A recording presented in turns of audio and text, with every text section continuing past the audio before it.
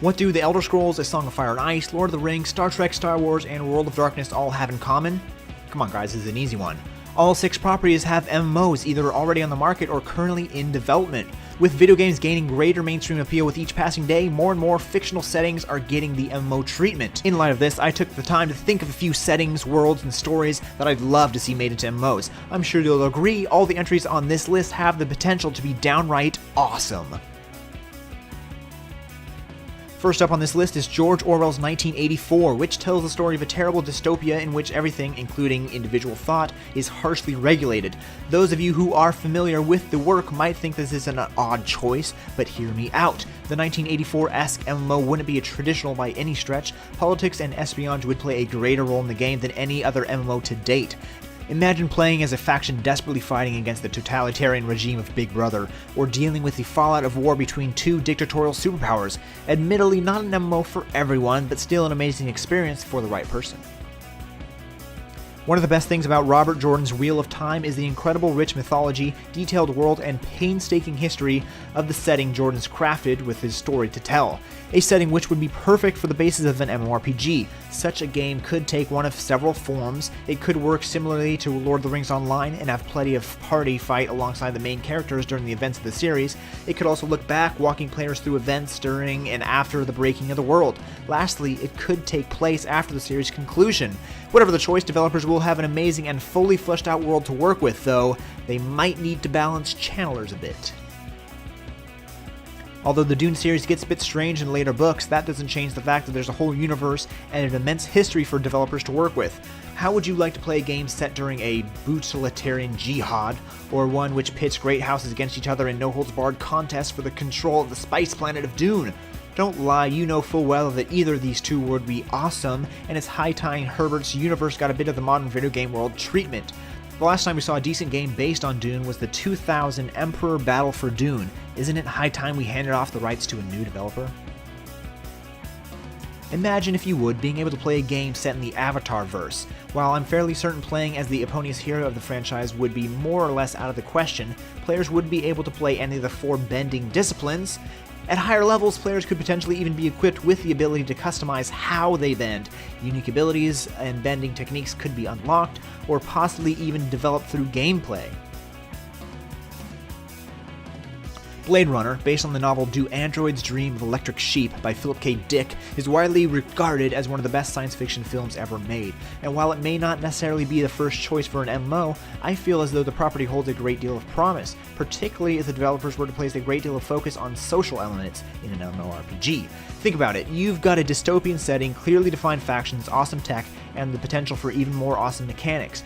The friction between Blade Runners and replicants provide the perfect backdrop, while there's potential for a bunch of unique mechanics regarding replicant detection and the Voight Kampf machine, perhaps a competitive minigame of sorts which pits replicants and runners against one another.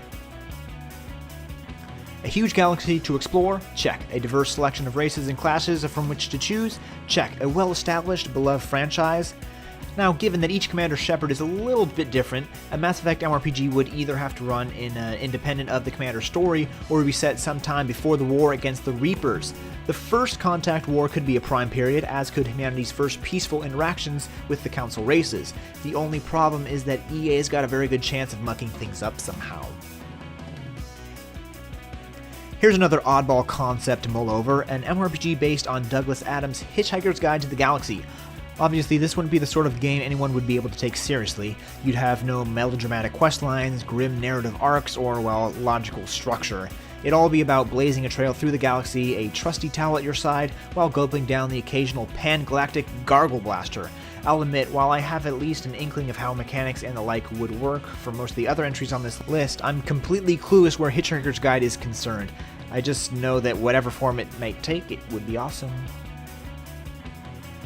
Who among you watched Reboot when you were younger? For those of you who haven't had the opportunity to see the show, I recommend you close your browser, find a copy, and go watch it.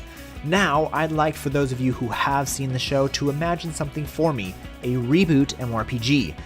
Guardians vs. viruses vs. web crawlers and pirates, wars which span systems, peoples, and cities, games within the game that involve battle of wit, endurance, strength, and skill against the mysterious user. I want you to think about it, to really think, and tell me it wouldn't be awesome to put together your own Sprite and dive in. I feel that the anime that basically created the Western-themed space opera has more than earned a spot on this list. I'd wager a Cowboy Bebop MMORPG would probably work by having you create a basic character and select a ship, at which point you'd be cast adrift in the universe in search of mercenary work, loot, and crew members. As an added bonus, players could serve as the crew on the ships of their friends or guildmates, potentially even forming their own fleets. Action, meanwhile, would probably be split between space combat and on-planet missions. Let's be honest, folks, I feel as though Asian and European influences are getting pretty played out as far as MMORPGs are concerned. Am I the only one who'd love to see an MMO set in a fantastical version of ancient Egypt or pre-European North America? The cultures of our world are incredibly rich and varied. There's a veritable treasure trove of potential settings out there for a developer who knows where to look. So those are 10 fictional settings with MMO potential. Please let us know which settings you like the most, or if you wanted to add any of your own to this list. Of course, be sure to give this video a like and subscribe to MMOTech Games for daily, yes daily, MMO and MMORPG content, and we'll see you guys around. What's up, Attack? I'm Sky, and today I have this Hitchhiker's Guide to Tamriel. I have this compendium of information on the Elder Scrolls Online that I think new players, and maybe even a lot of veteran players, are going to really enjoy. I personally have dived into all these different links, and yes, they all check out, they're all really good, but the game is still new, so hey, if you want to start up the game, go through these guides, play the game a little bit, become advanced.